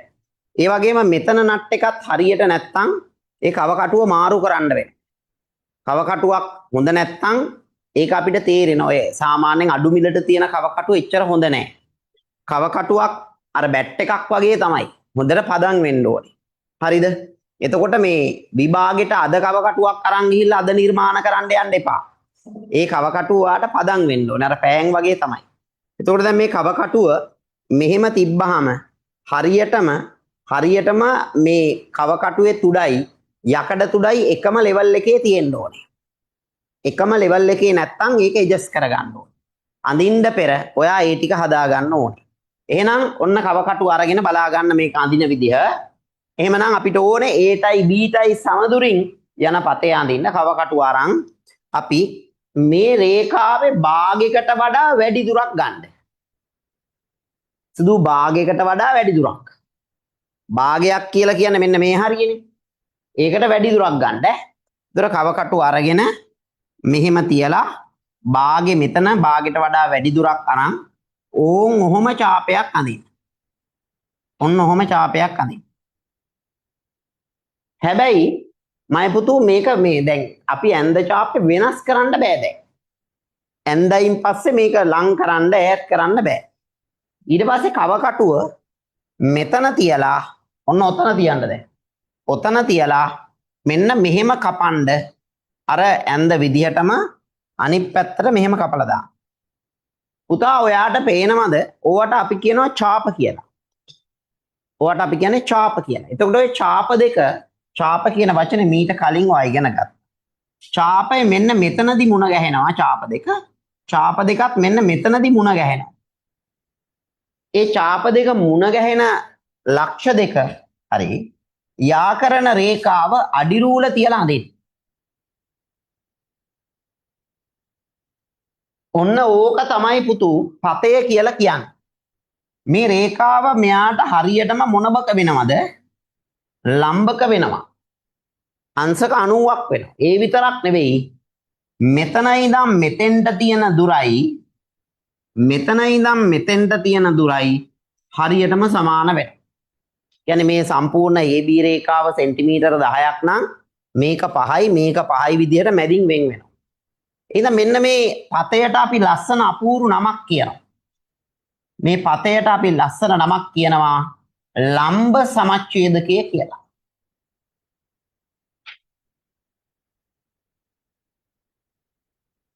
ලම්බ සමච්ඡේදකය. ලම්බ සමච්ඡේදකය. දැක්ක ඇඳ හැටි ලම්බ සමච්ඡේදකය. එහෙනම් නෝට් එක ලියාගමු නේද සුදු? මේක ලිව්වේ නෑනේ. ලියන්න මෙහෙම. අචල ලක්ෂ දෙකකට නියත දුරින්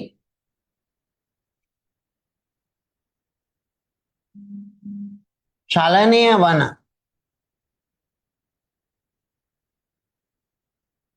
ලක්ෂයක පතය පාට වෙනස් කරන්න ලම්බ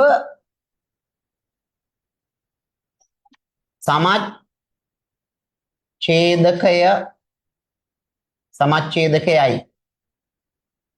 හරි. ඇඳ ගන්න. ලම්බ සමච්ඡේදකයයි.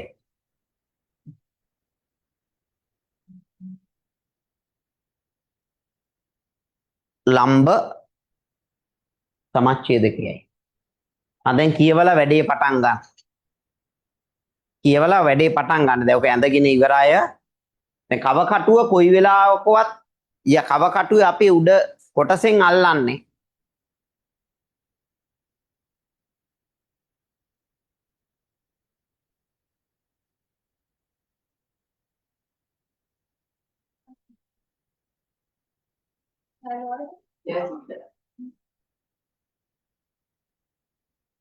හරි.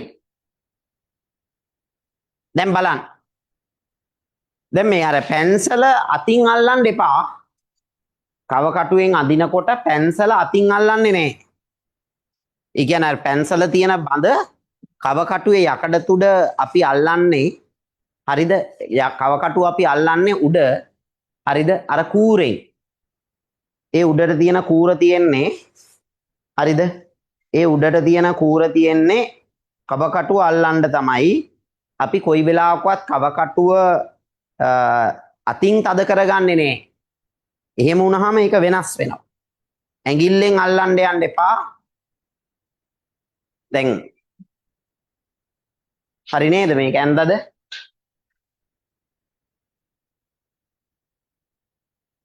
හරි. එහෙනම් ඊළඟ එකට එමු. ඔන්න ලම්බ සමච්ඡේදකය. හරිනේ? මේක ඇන්දද හැමෝම? හරි. මේවා පැන්සලෙන් අඳින්නේ මේ චාපේ පේන්න ගහන්න ඕනේ. පේන්න ගහන්න ඕනේ. හරි. එන්න අපේ ඊළඟ එක. පහත එක් එක් චලිතයට අදාළ පතය දල රූපයකින් දක්වන්නලු දී ඇති රූපයේ ඇත්තේ තිරස් පොළවේ මීටර 50ක් දුරින් වූ නිවාස දෙකක. මං කිව්වේ බොරුද? දැන් මේ තියෙන ගෙවල් දෙකක්. නිවාස දෙකක් අතර හරි මැදින් තාප්පයක් ඉදි කරන්න ඕනෙලු. මේ කියන්නේ ගෙවල් දෙක මැද්දෙන් තාප්පයක් ගහන්න ඕනෙලු.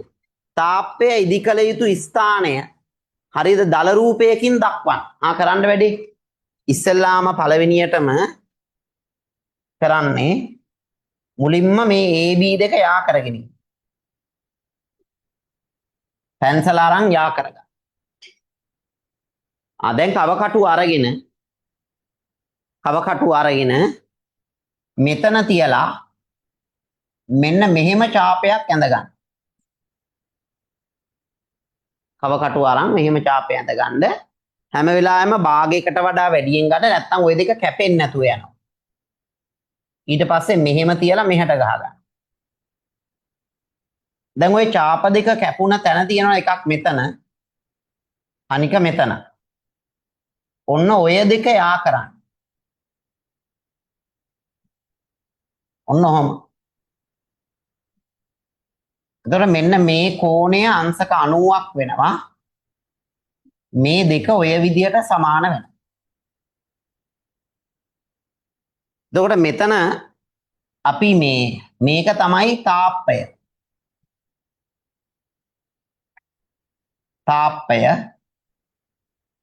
එයාලා කියන්නේ තාප්පය ඉදි වෙන විදිහ දාන්න කියලානේ. ඔන්න ඔය විදිහට ඔය AB හරහා තාප්පය ඉදි වෙන්නේ ඔය ආකාරයට.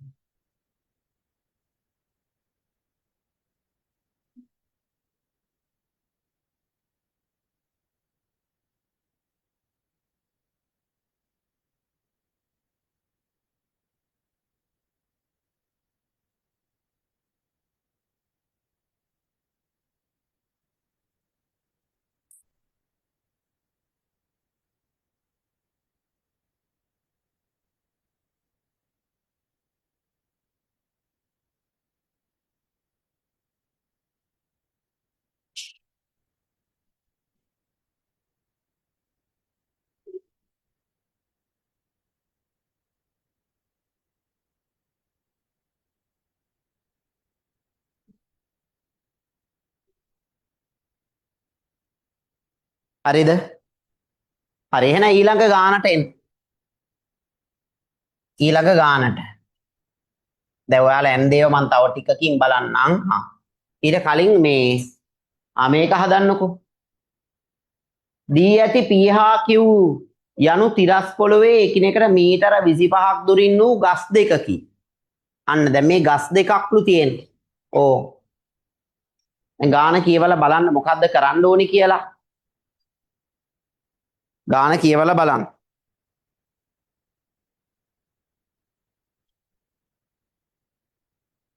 දී ඇති රූපයේ PHQ යනු තිරස් පොළවේ එකිනෙකට මීටර 25ක් දුරින් වූ ගස් දෙකක් තියෙනවා. හරිද? එතකොට අපිට මේ රේඛාව මත ලාවට දාන්න මීටර 25 කියලා. ඒ රේඛාවේ දිග මීටර 25යිනේ. PQ යා කරලා රේඛාවේ යටින් පොඩියට චූටියට දාන්න සෙන්ටිමීටර 25යි කියලා. හරි. ඊට පස්සේ අහනවා රෝමන් අංක 1 එක් ගසේ සිට මීටර 15ක් දුරින් ජල කරාමයක් සවි කළ යුතුව ඇත. ඔන්න හොඳට තේරුම් ගන්න කියන දේ. එක් ගසේ සිට කිව්වහම බබෝ ගස් දෙකටම. එක් ගසේ සිට කියලා කියන්නේ ගස් දෙකටම. මීටර 15ක් දුරින් ජල කරාමයක් හයි කරන්න ඕනලු. පත දැනුම අනුව කරාමය සවි කළ හැකි ස්ථානය දල සටහනකින් දක්වන්න. ඒ කියන්නේ ඉස්සෙල්ලාම P කියන ගහට මීටර 15ක් දුරින් යන පතය. ඒ කියන්නේ ඔය කියන්නේ මේ දැන් හැම වෙලාවෙම ඔය දැන් උදාහරණ කරනකොට දැන් කලින් අපි කරපු නෝට් එකම ඔළුවේ තියාගන්න එපා. දැන් අපි මේ ලම්බ සමච්ඡේදකය ඉගෙන ගත්තා කියලා මේකට හැමතැනම ලම්බ සමච්ඡේදක අඳින්න හදන්න එපා. පොඩ්ඩක් අර තර්කානුකූලව හිතන්න.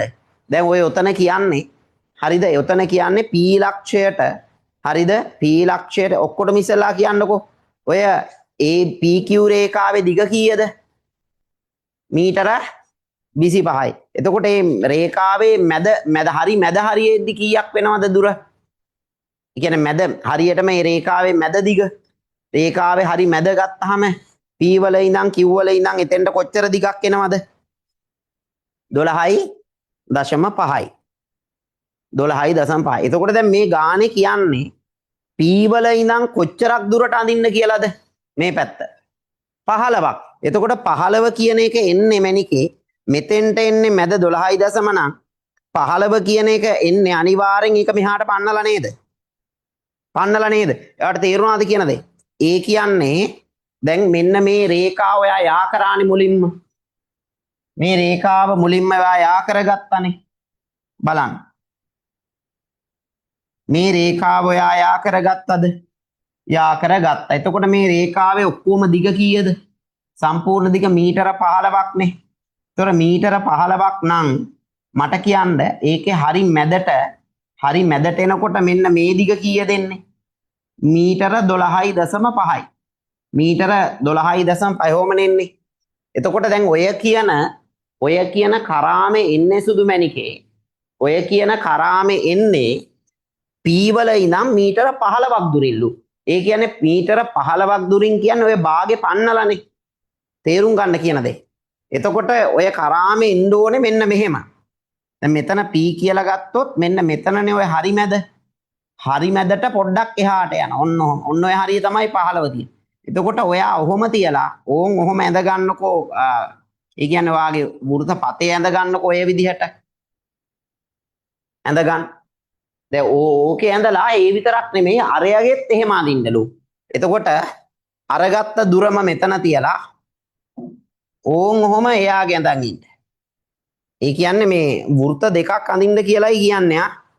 වැරදි වැටහීම ගන්න එපා. හරිද? මේ ලම්බ සමච්ඡේදකේ අඳින්න කියන එක නෙවෙයි ඔය කියන්නේ.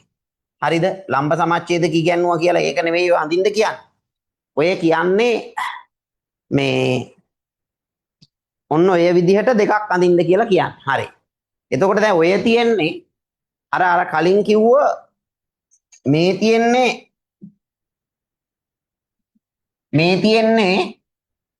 Qට මීටර 15ක් දුරින් යන පතය. තමයි ඔය තියෙන්නේ. Qට 15ක් දුරින්. මේ තියෙන්නේ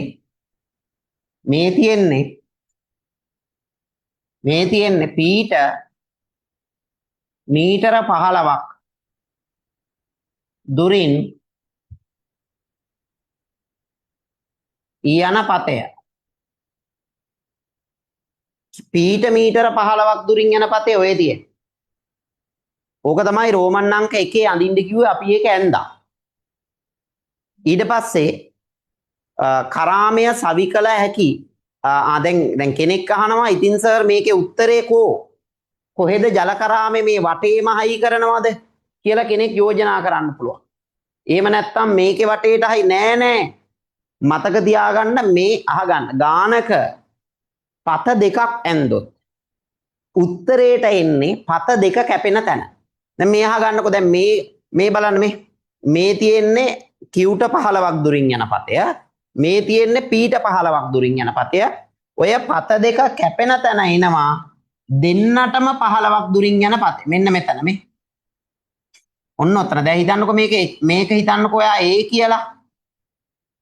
ඔන්න ඔතන එක කරාමයක් ගහන්න පුළුවන්. තව කරාමයක් ගහන්න පුළුවන් මෙන්න මෙතන. එතකොට එහෙනම් එක කරාමය ගහන්න පුළුවන් ඔය A කියන තැන. දෙක කරාමය කියන කරාම දෙකක් පුළුවන්. කරාම දෙකක් ගහන්න පුළුවන්. ඔන්න ඕක තමයි උත්තර දෙක. ඒක තිත් දෙක හොඳට පෙන්නන්න. ඒ තිත හොඳට පෙන්නන්න. මෙන්න මෙතන මේ තිත පෙන්නන්න. හොඳට පේන්න සලස්සන්න. හරිද? ඒක තමයි පළවෙනි එකේ උත්තරය. නැතුව දැන් මේ හරිය ගහන්නේ නැහැ කරාම මේ හරිය ගහන්නේ නැහැ මතක තියාගන්න. හරි. දෙවෙනි එකේ අහනවා ගස් දෙක අතර හරිමැදින් කාණුවක් කැපීමට අවශ්‍ය නම් කාණුවේ පිරීම. ඉතින් ආයේ මේකට අඳින්න ඕනේ නැහැ. දැන් මේ ගස් දෙකට හරිමැදින් කාණුවක් කපන්න. ඒ කියන්නේ ලම්බ සමච්ඡේදක. ආයේ අඳින්න දෙයක් නැහැ. ඇඳිලා තියෙන්නේ. මේ චාපයයි කැපුණාම ඒක යා කරන්න විතරයි ඕනේ. එහෙනම් මම මෙන්න මේ විදිහට යා කරනවා. ඕක තමයි කාණුව. ඔය තියෙන්නේ කාණුව. ඕක තමයි රෝමන් අංක 2ට. හරි ලස්සන ගානක්. එතකොට ඒක ඔය විදිහට පැහැදිලිව ඇඳලා තියෙන්නට ඕනේ. හරි. ඒක ඊළඟ එක කියවන්න. බලන්න මං ඇඳලා තියෙන එකත් එක්ක ඔයාගේ එකේ වෙනසක් මොකුත් තියනවද කියන කාරණේ. දැන් ඔයාට ගහන්න කිව්වේ එක කරාමයයිනේ. එක කරාමයයි ගහන්න කිව්වේ. නමුත් ඔයාට කරාම දෙකක් තියෙනවා. කරාම දෙකක් හරි. A කරාමය B කරාමය. කරාම දෙකකට ස්ථාන තියෙනවා. එන කරාම දෙකක් හදන්න පුළුවන්.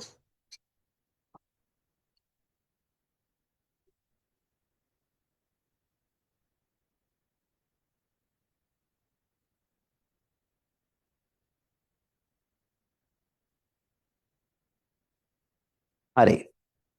මේක වෙනම කාණුව කියලා වෙනම නම් කරගන්න එක.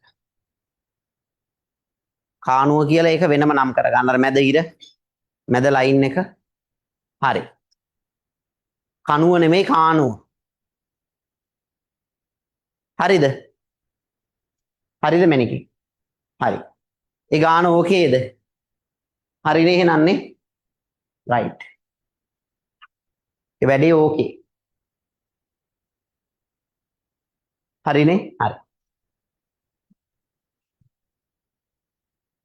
රයිට්. හරි නේද? හරි. ඊළඟට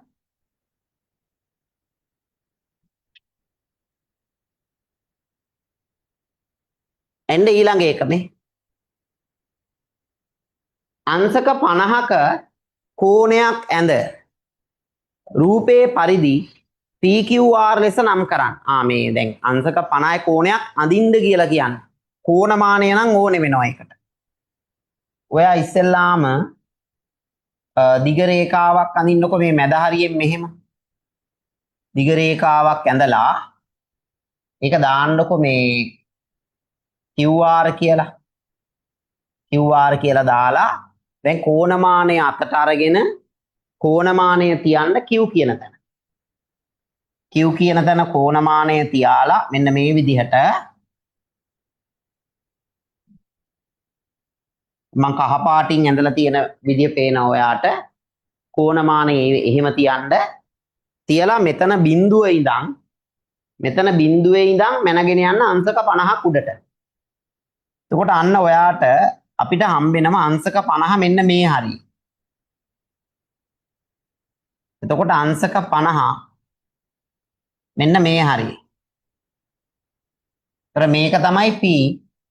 මේක අංශක 50යි. ඔන්න ඔහොම තියෙනවා. හරිද? පැන්සලෙන් කරන්නේ. දැන් කියනවා Q සහ R ට සමදුරින් PQ බාහුව මත PQ බාහුව මත පිහිටි ලක්ෂ්‍ය සොයා ගන්න ආකාරය පත දැනුමින් අන්න. එහෙනම් මං කියන්නේ මේ පොඩ්ඩක් මේ PQ රේඛාව ටිකක් දිගට අඳින්න එහෙනම්. පැන්සලෙන් පොඩ්ඩක් මේ මං කියව පැන්සලෙන් මේක පොඩ්ඩක් කොහොම දික් කරගන්න. හරි. දැන් අර මං කිව්ව දේ කරන්න. අන්න දැන් කියනවා Q-ටයි R-ටයි සමදුරින්නේ. Q-ටයි R-ටයි සමදුරින් දැන් ඇත්තටම අංශක 50 මැනගන්න කෝණමානයක් මේ වෙලාවේ තමුන් ගාව නැත්තම්. හරිද? හිතලා කරන්න දෙයක් නැහැ. හිතලා කෝණමාන නැද්ද? හිතලා මේ විදිහට දාගන්න. ඔහොම. ඔහොම කෝණයක් ඇඳගන්න. ඉතින් මැරෙන්න ඔය විදිහට දාගන්න. හරිනම් කෝණමානේ හරියටම තියලා මැනගන්න කෝණමාන දැන් කවකටු ඒවා අරන් ඉන්න පුරුද්දක් නැහැනේ. පන්තියට එනකොට ඒ වගේ එන්නේ. මොනවද ගේන්නේ ගණිත පන්තියට එනකොට සොඳින් සකසාගත් බෑන්ඩ් එකක්. හොඳින් සකසාගත් මාස් එකක්. හොඳින් සකසාගත් ඇටමාලයක්. හොඳින් සකසාගත් වොච් එකක්. හොඳට පේන මුදුවක්. හොඳට පේන ඇටමාලයක්. අන්න ඒ වගේව තමයි අරගෙන තියෙන්නේ. හරි. දැන් මේක අඳින්න ලම්බ සමච්චය දෙක මේකට. අන්න ඒව තමයි සකස් කරගෙන ඉන්නේ. දැන් අරව ඒව නැහැ. කෝණමාන නැහැ. කවකටු නැහැ. ඒව නෙමෙයි උපකරණ. උපකරණ අර මේ ලොකු ඇටමාල, පොඩි ඇටමාල, අතට දාන මාල වලලු. ඒව තමයි ළමයිගේ උපකරණ. ඒකයි මෙතන ඈ. ඒකයි කේස් එක. හරි. දැන් මොකද්ද කරන්න කිව්වේ? Q-ටයි R-ටයි සමදුරින් මේ QR-ට සමදුරින් පිහිටි පතේ අඳින්න. එහෙනම් කවකටු අරන් මෙහෙම තියලා භාගයකට වඩා වැඩියෙන් අරගෙන මෙහෙම ගැහුවා. ආයි මෙහෙම තියලා මෙහෙම ගැහුවා.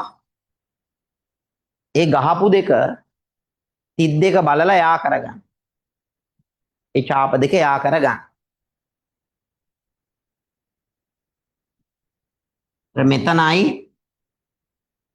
මෙතනයි බලලා යා කරගන්න. අන්න ඒක අර PQ රේඛාව කැපෙන තැන අල්ලගන්න. මෙතන මේ තියෙන PQ රේඛාව ඒ රේඛා කැපෙන තැන. මෙන්න මේක තමයි S කියලා දාන්න කියන්නේ. ලස්සන ගානක්. S කියලා නම් කරන්න කියන්නේ ඒක. S කියලා ගන්න කියලා තියෙන්නේ ඒක. වැරදි උතන.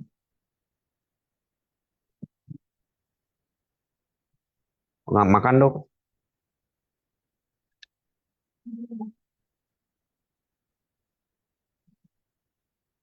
මේක මකන්නකො ඉස්සෙල්ලා.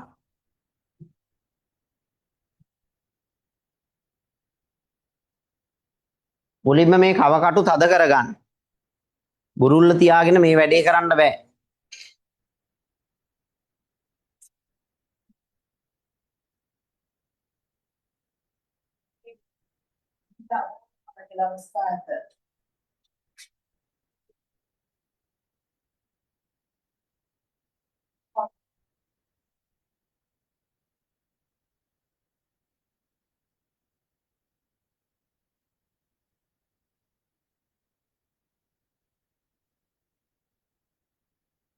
හරිද?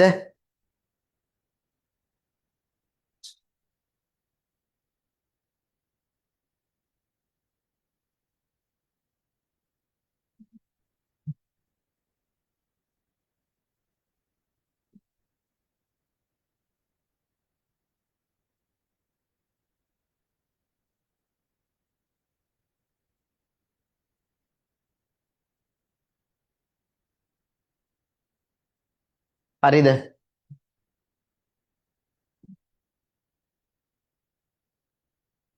හරි. දැන් ඊළඟ ගාන කියවන්න. අඳින්න A හා B කණු දෙකක් යටින්.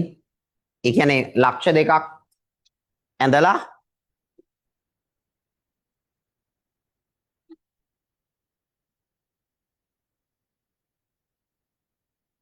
හරි නේද? මේක හරිනේ.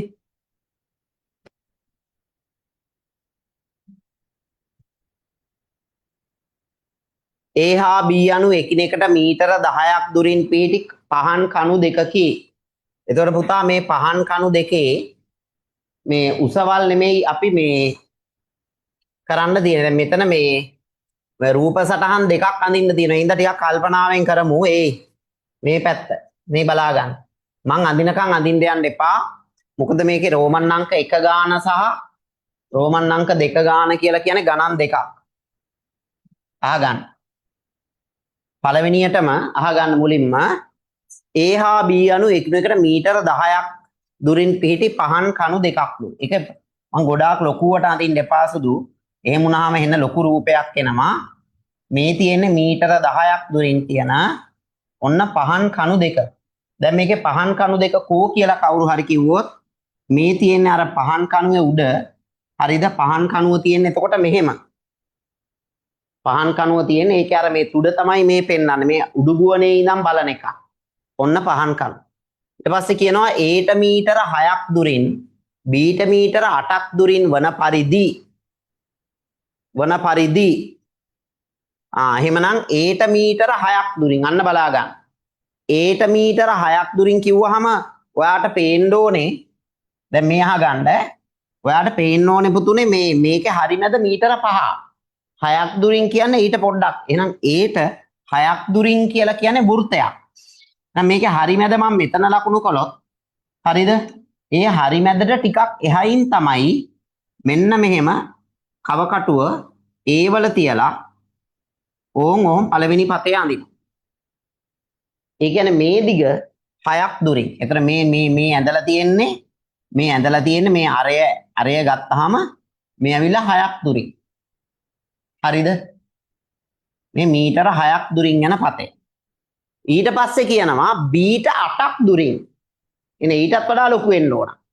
එතකොට B වල ඉඳන් ගන්නකොට මෙතන මීටර 5යි 8ක් දුරින් කියන්නේ මෙන්න මෙහෙට එනවා මේ. ඒ කියන්නේ මම මේ පතේ අඳින්නම් නිල් පාටින්. B වල ඉඳන් 5ක් මෙතෙන්ට 8ක් කියන්නේ මෙන්න මෙහෙන් යන්න.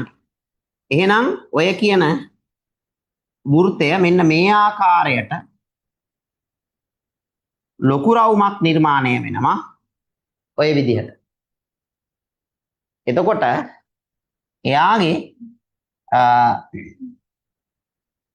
එයාගේ අරය වෙන්නේ 8ක් දුරින්. මෙන්න මේක මං මකන්නම්. මේක මෙතෙන්ට වැඩක් නැහැ. එයාගේ 8ක් දුරින්. හරිද? වන පරිදි C කණුවක් හිටවන්න ඕනලු. එහෙනම් ඔය කියන්නේ මෙන්න මෙතන එකක්. එක C කණුවක් මෙතන. අනික් C කණුව මෙතන. මොකද අපි දන්නවා මේ දිග ඇවිල්ලා මීටර 6යි. මෙතන ඉඳන් මේ දිග අපි දන්නවා මීටර 8යි. ඒ වගේ කණු දෙකක් තියෙනවා. ඕක එක රූපයක්. ඊට පස්සේ ආපහු තව රූපයක ආපහු අඳින්න. AB මීටර 10 A කණුව මෙන්න B කණුව මෙන්න. දැන් කියන්නේ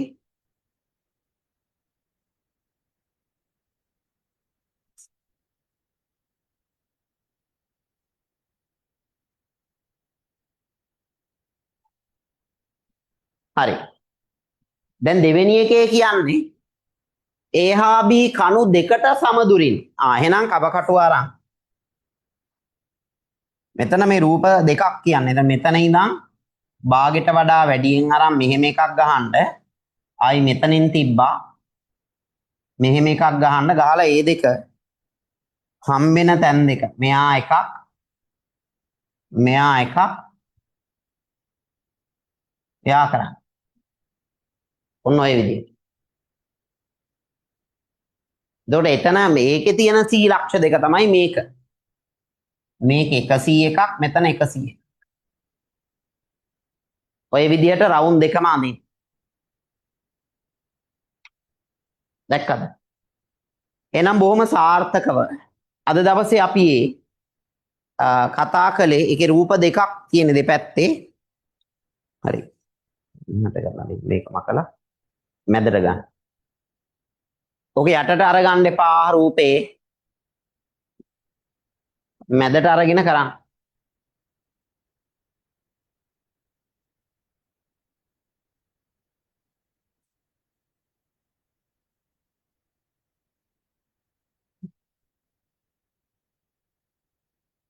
කමන්නේ අර පල්ලෙහා කපලා ගියාට කමන්නේ.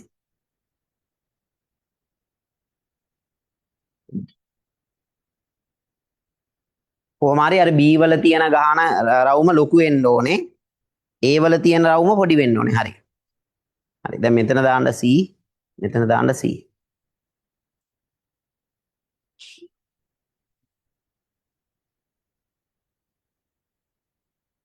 හරිද? හොඳයි. හරි එහෙමනම් භෞතික පන්ති අයගේ අපි ඇන්දේව බලන්නම්. දැන් ඔන්ලයින් පන්තියේ ඒ රූප ටික ඇන්ද අය මට පොඩ්ඩක් කැමරාව ඔන් කරලා පෙන්වන්න බලන්න. ඔය අන්තිමට ඇන්ද රූපේ. ඔය අන්තිමට ඇන්ද රූපේ දැක්කහම මට හිතා ගන්න පුළුවන්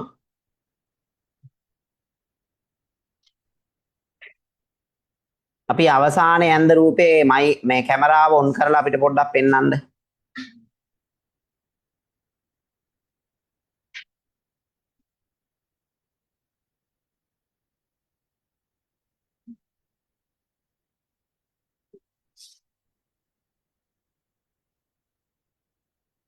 ඔව්.